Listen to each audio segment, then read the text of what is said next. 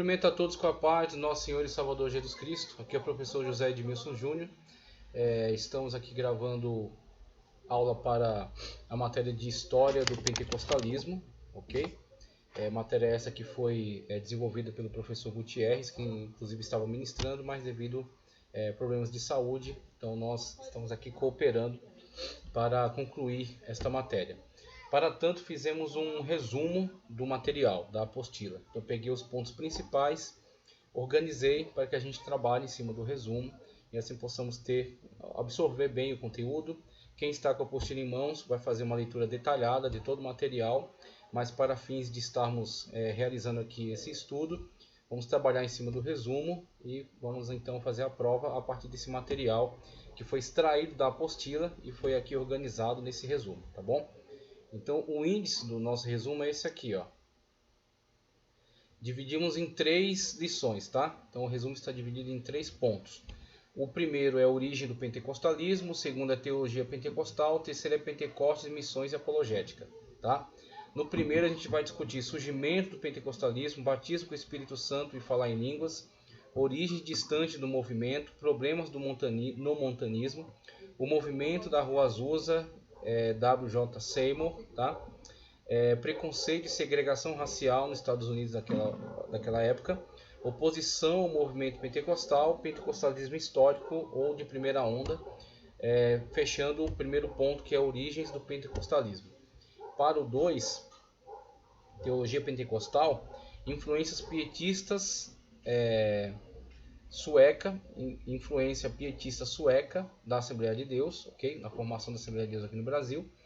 O pietismo laestadiano e os usos e costumes assembleianos, então as origens, né, dessa maneira como foi constituído os usos e costumes, essa forma, essa maneira de viver o cristianismo a partir do entendimento assembleiano, tá? A teologia pentecostal, supremacia pneumatológica, como a ênfase pneumatológica veio contribuir, veio agregar de uma forma extraordinária sobre a produção da teologia, tá? O desejo por avivamento no pré-pentecostalismo, batismo pelo Espírito e batismo no Espírito Santo, essas especificidades aí que são levantadas a partir de um estudo muito mais detalhado da pneumatologia, esse aspecto, essa ênfase muito maior sobre a pneumatologia dentro do amplo estudo da teologia sistemática, tá? O batismo no Espírito Santo como revestimento de poder, proto-pentecostalismo na antiga aliança, evidência inicial do batismo, da profecia agrossolalia, esse movimento de continuidade desde a antiga aliança, como o Espírito Santo se manifestou e como o Espírito Santo se manifesta na nova aliança, nesse século, né, do Espírito Santo que vemos aí, esta época em que o Espírito Santo tem descido e tem se estabelecido e está na direção da igreja, como a manifestação dele tem sido observada. Evidência inicial, conforme já falei, a razão, a emoção e o poder do Espírito Santo, o batismo no Espírito Santo e os dons, línguas estranhas como sinal e como dom, a crença na língua dos anjos, finalizando aí o ponto 2, que é a teologia pentecostal. O terceiro, que é mais resumido, encerrando aqui o nosso estudo, Pentecostes, missões e apologética. Pentecostes, missões e apologética. Pentecostalismo e missões, tá? Qual é a contribuição do movimento pentecostal para o âmbito missionário. Assembleia de Deus e as missões autóctones, as missões realizadas pela Assembleia de Deus, sua característica peculiar aqui no Brasil, diferenciando-se dos outros movimentos que trabalharam missões aqui no nosso território. O batismo no Espírito Santo e as missões, a ajuda do Espírito Santo na obra missionária, finalizando com um parecer mais apologético, principalmente do conteúdo de Claudio Eunoco Corrêa de Andrade, aceitas o desafio missionário, ok? Então temos aí a divisão do nosso conteúdo, 3 lições e esses tópicos, então a gente vai ponto a ponto, com um texto que, reafirmo, foi extraído da apostila do professor Gutierrez. Então aqui nesse material eu estou entregando para vocês um PDF de 122 páginas, sendo que 28 páginas são conteúdos extraídos da apostila do professor Gutierrez, tá? Então são os textos que, ao meu ver, são textos chave para entendimento dessa matéria. Então a gente extraiu alguns textos principais, organizou aqui e vamos trabalhar em cima deles, porque a prova será realizada em cima deste material aqui, ok? Que foi extraído da apostila. Então quem está com a apostila em mãos está vendo todo esse material aqui. O que acontece aqui é que é um material resumido. Então foi extraído de lá e organizado aqui, tá? Origem, surgimento do pentecostalismo. Okay? Origem do pentecostalismo é o primeiro tópico, né? Primeira lição. E subtítulo aqui, surgimento do pentecostalismo. O texto diz o seguinte: o pentecostalismo moderno surgiu em janeiro de 1901 nos Estados Unidos. O metodista Charles Fox Parham, okay, que fundou uma escola, o Bethel College, né? Pregador do movimento de santidade do meio oeste americano, convocou os seus alunos a pesquisar sobre o Espírito Santo no livro de Atos dos Apóstolos. Então, este movimento foi fundamental para desencadear, ok, todo este mover do pentecostalismo, porque houveram depois outras pessoas que se associaram e impulsionaram de outras formas, chegando até Durham, em Chicago, onde tanto Franciscon, Luigi Franciscon, da Cristã do Brasil, quanto Daniel Berg e Gunnar Wingren se encontraram, se conheceram ali, tiveram contato com o movimento pentecostal, e a partir dali, mediante a profecia de Odin, tá? Profetizou que eles iriam fazer missão no lugar chamado Pará.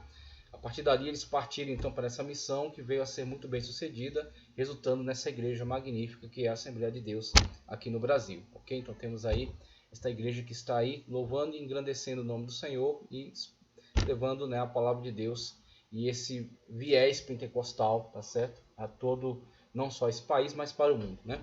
Então temos aí o surgimento a partir de um movimento que estava buscando estudar, pesquisar. Isso para mim é muito importante, pontuarmos isso, que surgiu a partir de um aprofundamento do estudo, da pesquisa. Então eles analisando sobre a possibilidade de defender, qual era, por exemplo, a possibilidade de defender um cessacionismo, se o cessacionismo teria base bíblica, observando que na verdade a Sagrada Escritura não dá margem para isso, mas na verdade você não encontra nenhum tipo de parecer bíblico quanto a uma espécie de cessacionismo dos dons, da manifestação do Espírito. Assim sendo, o Espírito Santo de Deus continua operante, atuando. Apenas o que deve se fazer é se voltar para Ele, para buscar, para de fato receber da parte dele este revestimento de poder, né? Receber da parte dele essa manifestação, observar a partir de uma busca intensa, a partir de uma consagração, aquilo que os Holiness já se empenhavam, se dedicavam, né?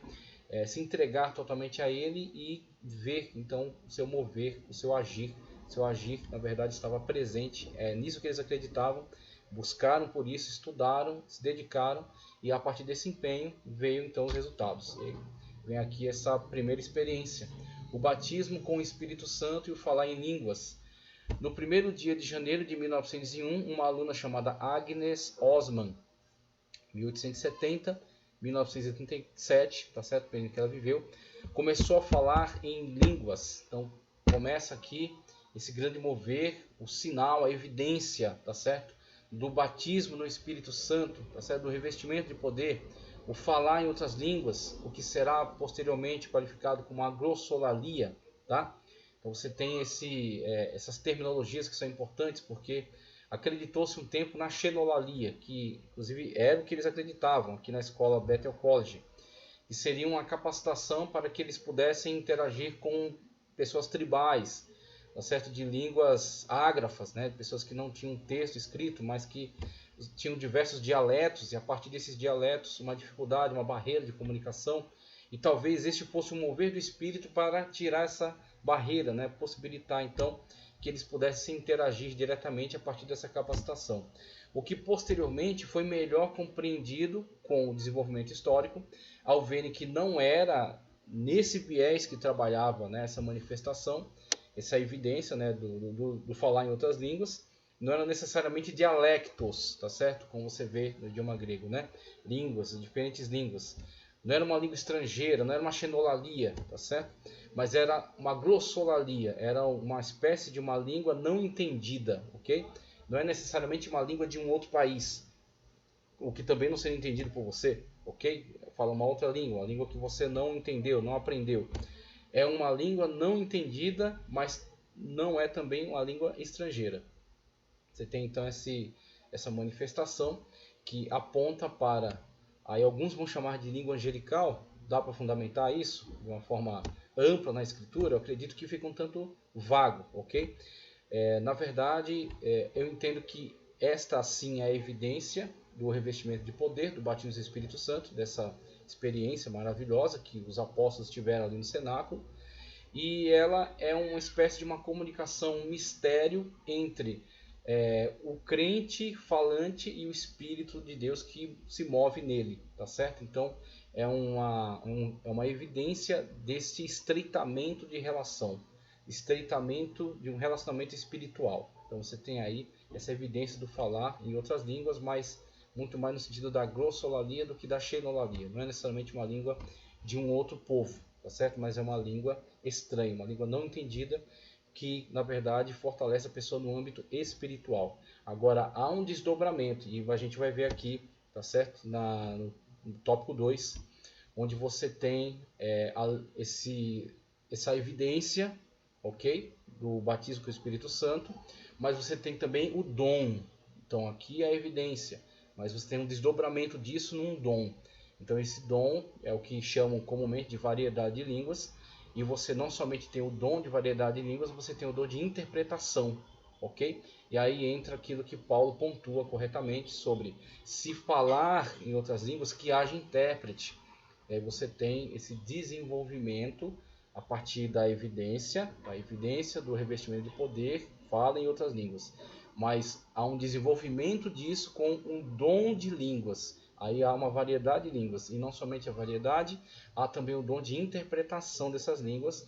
Aí você tem um ganho não somente para o crente, orante, falante, individualmente, na sua relação particular com o Espírito Santo, mas um dom que agora beneficia a igreja, ok? Então Paulo tem esse cuidado. Se forem para falar em outras línguas sem interpretação, que fale para si mesmo. É melhor que fale palavras inteligíveis do que falar palavras ininteligíveis, ok?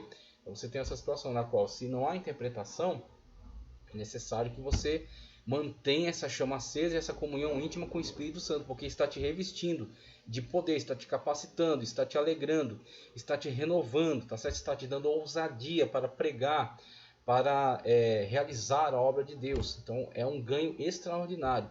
Mas para que ela seja um benefício também para a comunidade, há um desdobramento maior no dom de variedade de línguas e no dom de interpretação dessas línguas. Aí você fala em alta voz para a comunidade, é interpretado e abençoa a vida de muitas pessoas.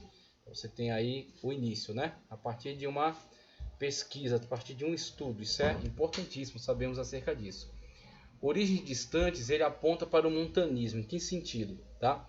Não que a gente endosse todas as loucuras do montanismo, pelo amor de Deus. É isso que quero que você saiba, tenha isso muito claro na sua mente. E outra, não há uma ligação direta de continuidade, tá? Então não é porque algo surgiu em determinado momento da história que necessariamente está relacionado. Pode ser algo semelhante, pode ser que duas ideias semelhantes surgem em lugares diferentes, porque pessoas estão pesquisando sobre com o mesmo viés, tá? Então você tem, por exemplo, essa questão do movimento a partir de Montano e dessas duas profetisas, Maximila e Priscila, né? Que eram associadas dele. Inclusive está aqui, ó, no próximo slide. Ó. Esse slide aqui eu vou ler. Mas antes de continuar na história do movimento pentecostal, é importante mencionar os antecedentes do pentecostalismo na história da igreja. Alguns deles são o montanismo, a reforma protestante, o pietismo, o metodismo e o movimento de santidade. Destaco neste livro texto o montanismo, mais à frente, ao final dessa primeira parte, destacarei o pietismo. Problemas do montanismo. Como lembra Justo Hélio Gonzalez, o montanismo é a doutrina e seita religiosa de Montano, antigo sacerdote pagão, que se converteu ao cristianismo por volta de 155, ok? Da era cristã. Dizendo estar possuído pelo Espírito Santo, ele e duas companheiras, Priscila e Maximila, declararam que com eles começava a nova dispensação. Então existem muitos excessos desse movimento, tá? E não existe necessariamente uma linha de continuidade. O que existe é que houve um mover, uma manifestação. Então tanto Montano quanto essas duas irmãs que trabalhavam junto com ele, tá certo? Na propagação desse movimento, estiveram interessados nisso, estiveram voltados para isso, para buscar um mover do Espírito Santo, buscar um reavivamento, ok? Então, a partir desse interesse, eles chegaram até provar esse mover do Espírito. Eu acredito que pode ter iniciado a partir de um coração bem intencionado, tá certo? Uma ação que no início pode ter sido boa, só que devido à falta de fundamentação bíblica, descambou para uma heresia, de modo que o próprio Montano se julgava, se considerava ser o Espírito Santo, ok? Então houveram diversas doutrinas sem qualquer fundamentação bíblica, onde houve um excesso. Por exemplo, dizia-se que se alguém cometesse um adultério, não haveria perdão para essa pessoa. Se eu não me engano, eles apoiavam também o celibato, tá certo? Pregavam o celibato, os celibatários. Tertuliano, que é um grande teólogo da igreja, prestou um apoio a eles, se envolveu com o movimento. Geralmente as pessoas criticam o montanismo e deixam o Tertuliano de fora, né? Meio que passam um pano. Mas Tertuliano viu alguma coisa importante ali, tá? Então, assim, não é que a gente endossa o montanismo, mas a gente entende que foi um mover também, pessoas buscando o mover do Espírito. Chegaram até algum lugar importante, mas devido à falta de doutrina bíblica, fundamentação bíblica, erraram e descambaram para uma heresia. Quantas vezes acontece isso? A gente vê aqui hoje. É comum acontecer isso. Esses movimentos neopentecostais, às vezes começam muito bem, pessoas querendo buscar Deus, querendo ter um mover do Espírito maior, se dedicar mais na obra de Deus, mas por não buscarem fundamentação da Sagrada Escritura, orientação correta a partir da Bíblia Sagrada, se deixam levar por visões, se deixam levar por sentimentos, tá certo? Por supostas revelações, acabam descambando para loucuras, né? Para coisas absurdas. Então assim foi o montanismo, foi um despertar, tá certo? De uma busca pelo Espírito Santo. Acredito que houve ali alguma coisa importante. Inclusive até Paulo Romero diz que a condenação do montanismo foi excessiva, porque deveria-se sim condenar os aspectos heréticos sem perder alguma coisa de valor que havia ali, que era esse mover do Espírito. Então, a igreja se dedicar mais, buscar, querer, lutar por isso, ter a evidência do falar em outras línguas como sinal, né, do revestimento de poder, curas, milagres, operação de maravilhas, tudo isso deveria permanecer, deveria ser buscado por todas as igrejas, ok? Agora condenaram o montanismo e todo o pacote, jogaram tudo fora. Então você tem aí essa perda, né, para o cristianismo, mas houve então esse movimento que infelizmente descambou para uma heresia, né? Aí a gente dá um salto, como eu falei aqui é um resumo, tá? Então teve todo um percurso, todo um itinerário sobre diversas fases tanto da igreja como pessoas que mesmo dentro da hegemonia do catolicismo buscavam a Deus. Então a reforma, por exemplo, muito antes da reforma, Pedro Valdo já estava lutando contra a igreja para pregar a Sagrada Escritura, traduzi-la e entregar na mão do povo. Muito antes de Lutero, ok? Então quando Lutero surge, ele é na verdade o estopim de um grande movimento que já estava em ebulição. Então muitas pessoas já estavam descontentes com o catolicismo e já estavam buscando meios de se livrar daquela hegemonia eclesiástica sobre a vida deles, aquele domínio, né, aquela tirania do Papa sobre as suas vidas, até sobre os governos seculares. E quando Lutero surge, então ele já é a ebulição, a eclosão disso, né? Quando já não suportam mais, então de fato vão para se separarem, para um racha, né? Para a cisão aí com o papismo, né? Com a Igreja Católica e sua predominância. Assim também é em relação a isso, não é que desapareceu totalmente. Sempre houveram ao longo da história pessoas que se voltaram para o espiritual, para uma vida de santificação, para uma vida no mover do Espírito Santo. Agora, você tem em determinada época da história, quando isso de fato ganha uma proporção forte e mundial, tá certo? E aí ganha destaque, começa de fato a aparecer como um movimento muito importante, né? Por isso que a gente dá um salto aqui agora para o movimento da Rua Azusa, W.J. Seymour. Veja só. Ainda que o marco tenha sido o ano de 1901, O pentecostalismo só se popularizou em abril de 1906, no avivamento da Rua Azusa, ok? No fim do ano 1905, Charles Fox Parham se estabeleceu na cidade de Houston, ok? No estado do Texas, onde montou uma escola bíblica para treinar obreiros. Nesse lugar, o pregador leigo e negro William Joseph Seymour, 1870 a 1922, assistia a aula de Charles Fox Parham pela porta ou janela da sala de aula.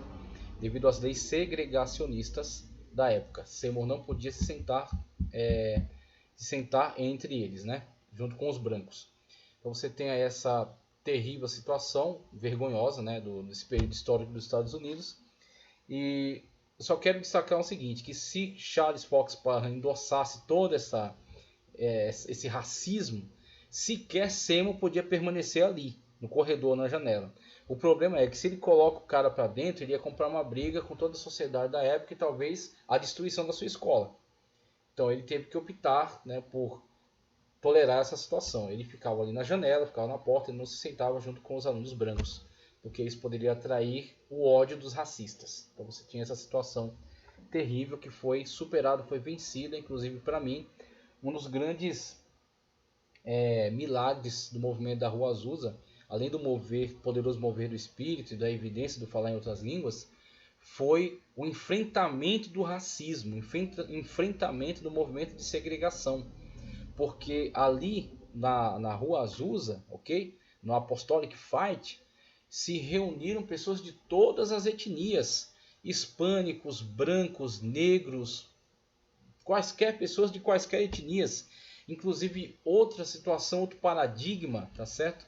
Outro tabu vencido, aliás, outro tabu quebrado, derrubado ali, era em relação às mulheres, a exclusão das mulheres, né? Essa inferiorização das mulheres. As mulheres ali tinham voz, pregavam, tá certo? Se expressavam, tinham espaço, tinham voz.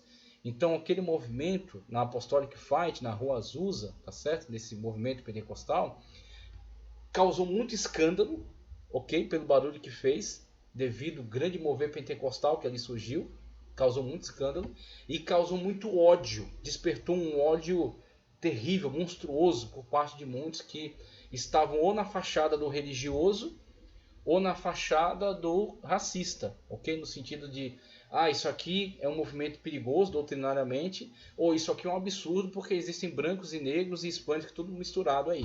Então você tem aí todos esses aspectos do racismo, tá certo? E do tradicionalismo, que muitas das vezes apareciam juntos nas mesmas pessoas, ou separados. Isso aqui tem problema por quê? Porque é um movimento estranho a todo histórico, dogmático e tudo mais. Isso é um movimento perigoso porque está juntando pessoas de diferentes raças no mesmo lugar. Né? Não está fazendo a devida separação que eles tanto acreditavam, né? Essa segregação que eles tanto defendiam. Então foi um grande desafio, tá certo? Rompeu tabus muito importantes, muito complexos que havia na sociedade da época. Mesmo diante desse quadro de discriminação, Seymour aprendeu sobre o batismo no Espírito Santo com evidência do falar em línguas com Parham e acreditou nessa nova doutrina. Começou a pregar essa doutrina. Inclusive 4 pessoas foram batizadas com o Espírito Santo antes dele, no quarto que ele alugava, na casa de uma senhora. Uma senhora alugava um quarto para ele viver ali. E ele fazia pequenos cultos ali, reuniões de oração. Ele começou a pregar enfaticamente sobre isso. Pessoas começaram a ser batizadas com o Espírito Santo, até que ele se revoltou, começou a orar e buscar intensamente, e Deus também o batizou. Até que aquele lugar não comportava mais o número de pessoas, então buscaram esse, que tinha sido um galpão velho, e aí anteriormente havia sido uma igreja metodista, aí depois saiu de lá, virou um galpão, e dali eles deram uma reforma lá de qualquer jeito e foram para dentro. E ali começou todo aquele movimento que trouxe um despertamento, né? E trouxe uma atenção muito grande. Pensar que naquela época, sem os meios de comunicação de hoje, e atraiu tanta atenção que vieram pessoas de diversos lugares participar, tá certo? Ver, ser renovados, ser atingidos por aquele movimento. Muitas das vezes não iriam se filiar àquele próprio movimento da Rua Azusa, mas foram para as suas igrejas, tentaram implantar nas suas igrejas. Alguns foram aceitos, outros não. Os que não foram aceitos iniciaram outras igrejas, outros movimentos. o que posteriormente será atendido por certas convenções gerais que vão tentar fundamentar doutrinariamente esse movimento e dar alguma assistência, algum apoio para que essas diversas igrejas tenham representatividade, tenham um lugar onde possam discutir acerca da doutrina, possam ser alimentados, possam ser dirigidos com relação à correta expressão da doutrina da palavra de Deus e a fundamentação bíblica desse movimento, ok? Esse movimento se torna cada vez maior e cada vez mais importante. Esse texto aqui, ó, preconceito e segregação racial. Os primeiros pentecostais não eram bem-vindos pela sociedade americana, tanto pelos protestantes tradicionais como pelos grupos seculares. A divergência não girava somente em questões doutrinárias, mas também em relação ao forte preconceito racial. As práticas místicas e a visão sobrenaturalista do grupo espantaram a sociedade. O pastor William J. Seymour não enxergava as pessoas na base de raças, mas todos como filhos de Deus, um conceito um tanto revolucionário para a época, o que para nós deve ser o normal, né? É isso, né? É isso que é o certo, é o correto, mas para eles isso era terrivelmente revolucionário. Você enxergar todas as pessoas como iguais, sem olhar para a questão da cor da sua pele, isso para eles era um absurdo. Mas foi bom porque foi quando começou a vencer isso, né? E dali vão surgir grandes lideranças que vão também bater nessa questão. Grandes revoltas vão surgir ainda, né? Grandes conflitos civis, mas tudo isso vai sendo cada vez mais quebrado e transformado. Hoje ainda está presente, mas existe cada vez mais um movimento que requer, tá certo, um respeito a essas etnias, para que essa segregação seja eliminada, seja destruída, né? Então cada vez mais isso vai se fortalecendo e é um orgulho saber que esse movimento do qual nós fazemos parte esteve diretamente envolvido, esteve pessoalmente envolvido com a destruição desse movimento de segregação racial, desse racismo. Oposição ao movimento pentecostal, agora uma oposição mais de modo geral. Donald Guy, como um pentecostal muito sábio que era, reconheceu que houve, especialmente no início, alguns exageros no movimento pentecostal, o que é natural em todo o avivamento, mas que essas falhas em nada tiram o brilho dos grandes frutos que o movimento pentecostal gerou em todo o mundo. Guy também acentua com toda a precisão porque a resistência de muitos setores da igreja ao pentecostalismo no início do século XX era mais fruto de um tradicionalismo estéril do que discernimento bíblico. Tradicionalismo estéril. Muitas dessas igrejas tradicionais, aí vai luteranas, presbiterianas, batistas, tá? Igrejas de modo tidas como as reformadas, né? Muitas delas estavam carregadas desse tradicionalismo, ok? Então já haviam constituído seus dogmas, suas declarações de fé, ok? E ficavam então apoiadas nesse dogmatismo congelado e não estavam abertas a um mover do Espírito, a um direcionamento do Espírito. Estavam presas nisso, tá certo? Então endossavam isso e defendiam isso ferrenhamente. Assim, tudo que viesse divergir, qualquer coisa que viesse divergir daquela forma entendida por eles já há séculos, era sempre rejeitada, condenada, perseguida, ok? Demonizada. Então o pentecostalismo não haveria de ser diferente. Ele foi perseguido, de fato, foi demonizado por esses movimentos que os rejeitaram veementemente, lutaram contra ele, em alguns momentos vergonhosamente moveram até forças públicas, ok? Dando depoimento em jornais, fazendo denúncias, tentando cada vez mais colocar toda a sociedade contra eles. Mas por ser um mover de Deus, pelo Espírito de Deus, a terceira pessoa da Trindade Divina estar diretamente envolvido nisso, eles não lograram êxito. O Espírito Santo de Deus fortaleceu a sua igreja e propagou de fato este mover como uma forma de avivamento, uma forma de transformação de vidas, uma forma de fortalecimento, de revestimento de poder para a grande obra que foi realizada. Você vai ver o desdobramento disso nas missões, como as missões foram de fato potencializadas, dinamizadas com todo esse poder trazido por meio desse movimento, tá certo? De avivamento espiritual.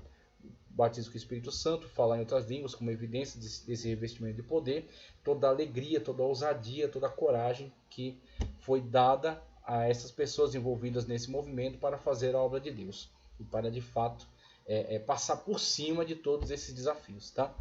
Pentecostalismo histórico, e aí você vai agora aqueles que estão ligados a esta raiz, tá certo? E que vão no primeiro momento ter essa iniciativa de propagar pelo mundo, posteriormente vindo outros movimentos que aproveitam parte desse desenvolvimento histórico primeiro e adaptam e trazem, né, outras vertentes, outras formas de pensar e de agir. Aí você vai ter um pentecostalismo de segunda onda, também chamado de movimento carismático, um pentecostalismo de terceira onda, chamado neopentecostalismo, onde você tem, infelizmente, uma frouxidão doutrinária e uma adaptação a outras estratégias de trabalho, muitas delas prejudiciais, danosas, ok? Então você vai ter uma ênfase sobre outros aspectos que muitas das vezes não estão devidamente fundamentados na Sagrada Escritura, o que é uma característica do pentecostalismo histórico, essa busca pela fundamentação bíblica. É o mover do Espírito, mas fundamentado biblicamente, ok? Pentecostalismo histórico de primeira onda. Já encerrando aqui o primeiro ponto. As duas igrejas são, portanto, influenciadas. Que igrejas? Assembleia de Deus e Cristã do Brasil. Primeiro a cristã, depois a Assembleia de Deus. Pelo avivamento pentecostal de Chicago, tá certo? De Dunham, que participou também na Rua Azusa, do Apostolic Fight. Dali saíram vários líderes que propagaram o pentecostalismo por outros lugares.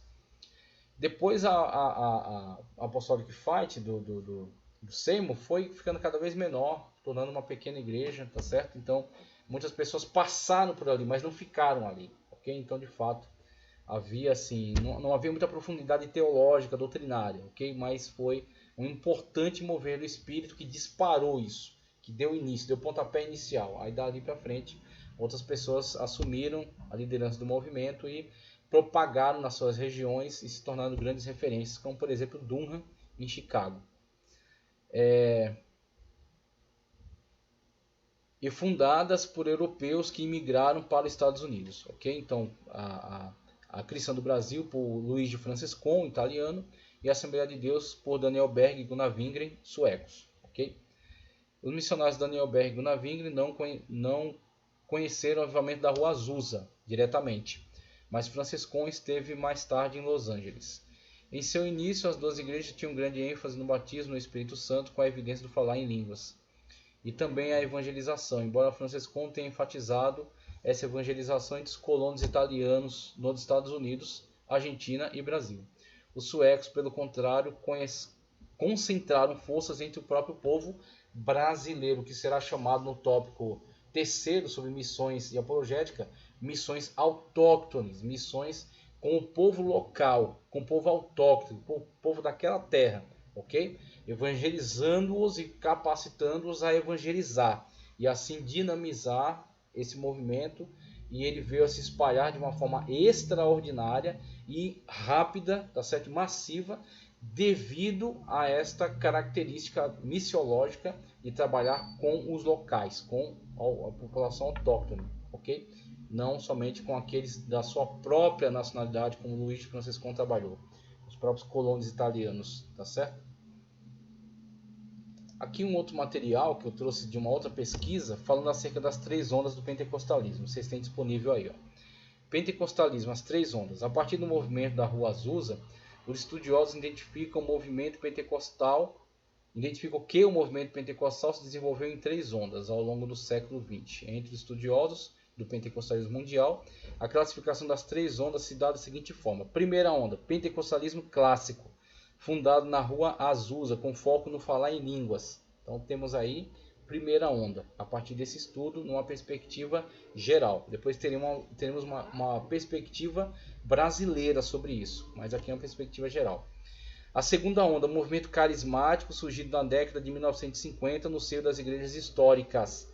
Então houveram muitas dessas igrejas históricas, antigas, tradicionais, que aderiram, onde você já tinha um importante movimento holiness, movimento de santificação. Então muitos deles já integravam esse movimento de busca por mais santidade, por mover do Espírito. E quando isso veio, em alguns lugares isso foi bem recebido. E assim surge os chamados movimentos, né? O movimento carismático nesse sentido. Haverá um movimento carismático católico, o que, ao meu ver, não goza da mesma veracidade do movimento carismático que está manifestado entre as igrejas de caráter histórico reformada que aderiram ao mover pentecostal, presbiteriana renovada, batista renovada, metodista renovada e por aí vai. Congregacional, essas igrejas de um cunho mais histórico, né, antigo, reformados, e que aderiram ao mover pentecostal. Ali você tem um movimento carismático autêntico. No catolicismo, ao meu ver, você tem uma grande estratégia de aproximação. Muitos deles inventam línguas estranhas, existe curso de línguas estranhas, e mesmo adotando esse pretenso mover do espírito, eles não se desfazem das suas heresias, a idolatria, tá certo? A mariolatria, ok? Essas heresias que falam sobre purgatório, sobre indulgência, eles não desfazem nada disso. Eles apenas implementam um formato que se assemelhe a essas igrejas que adotam o movimento pentecostal. E assim eles conseguem uma aproximação, uma isca para manter as pessoas presas lá dentro e talvez até resgatar outros que tenham saído, ok? Mas não é um mover autêntico, como acontece em relação a essas igrejas que são classificadas aqui como segunda onda, o movimento carismático, que é a adoção dessa perspectiva pentecostal por igrejas históricas reformadas, ok? Atingiu igrejas como Batista, Presbiteriana, e aí fala aqui da Igreja Católica, mas eu tenho uma grande suspeita em relação a esse movimento carismático católico, sendo que seus membros em geral não deixaram suas denominações. Terceira onda, neopentecostalismo, ênfase na cura, expulsão de demônios, e aí entra entrevistas com demônios, inclusive, né? Entrevistam Satanás, entrevistam os demônios. O demônio tem grande espaço lá de fala. É terrível, né? Profecias, sinais e maravilhas, nem todas verídicas, tá? Seu movimento mais forte é o das igrejas Wienerhard, associação fundada por John Wimber em 1986 para igrejas que professavam tais ênfases. Contudo, em geral, as igrejas da terceira onda são mega igrejas independentes ou denominações independentes e por vezes sectárias, tá certo? Acabam descambando para heresias porque o enfoque não é as Sagradas Escrituras e sim esse pretenso mover, ok? Então, ênfase na cura, expulsão de demônios, tudo isso. Então, o negócio é a teatralização disso, não é a busca disso a partir de um referencial bíblico, mas apenas a teatralização disso para atrair público e assim encher suas mega igrejas. Pentecostalismo, as três ondas. No Brasil, a classificação do movimento pentecostal é um pouco distinta, pois se associa mais à chegada ou criação de determinadas denominações. Primeira onda, pentecostalismo clássico, 1910 1911, com a fundação da Assembleia de Deus no Pará e da Congregação Cristã do Brasil em São Paulo. A segunda onda, movimentos de cura, 1950, com a chegada de missionários da Igreja Evangélica Quadrangular. Nesta época surgiram igrejas como Igreja Pentecostal Deus e Amor, Igreja do Nazareno, Casa da Bênção, o Brasil para Cristo, Igreja de Nova Vida, dentre outras. A terceira onda, neopentecostalismo, ênfase na teologia da prosperidade, quebra de maldições, isso é muito típico, né? Dentro dessas igrejas, movimentos. Exorcismo, bastante exorcismo. A sexta, do desencapetamento total. Nossa, ali, né, quem for, cai por terra. Se não cair, os obreiros derrubam, porque eles metem a mão na cabeça do cara e chacoalha até derrubar. Então você tem aí esse mover, né? Exorcismo, curas. Vamos lá. Principais igrejas. IURD, tá? Igreja Mundial do Poder de Deus. Eles adoram essas nomenclaturas. Igreja Mundial, Igreja Global, Igreja Intergaláctica do Poder de Deus. Por aí vai. IIGD. O que é isso? Igreja Internacional da Glória de Deus, sei lá. IIGD, tem uma sigla aqui. Renascer em Cristo, Bola de Neve Church, Igreja Preta, né? As igrejas pretas. Ministério Internacional da Restauração, nem sei o que é isso. O movimento carismático é tratado à parte do pentecostalismo. É correto fazer isso, porque tenho grande suspeita sobre esse movimento carismático na Igreja Católica. Apesar de no Brasil ter gerado novas denominações como a Igreja Cristã Maranata, e a Igreja Presbiteriana Renovada e a Convenção Batista Nacional. Então você tem esses movimentos dentro dessas igrejas reformadas que aderiram ao pentecostalismo, são também chamados carismáticos, mas separe eles do movimento carismático católico, ok? Eu acredito que é salutar fazer essa divisão. Fechamos o primeiro tópico. Agora o segundo tópico é teologia pentecostal, ok? Então fechamos o primeiro tópico. O segundo tópico é a teologia pentecostal.